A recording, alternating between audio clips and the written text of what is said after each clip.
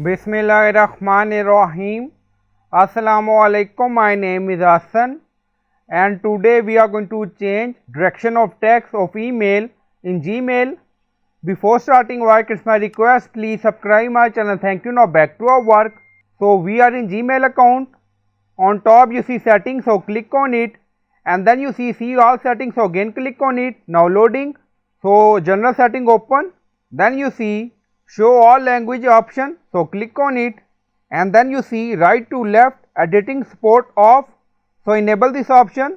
Right to left editing support on, and then scroll down, you see save changes, so click on it. Now saving, now setting saved, so click on compose. So new message open, so we are going to write some text. Now select this text, and then you see formatting option, so click on it. Now you see multiple option, and then you see more formatting option, so click on it, and then you see right to left control shift, so click on it. Now you see direction change, again click on more formatting option, and then you see remove formatting. If you want old direction back, so click on it. Now you see formatting direction remove, so it's up to you.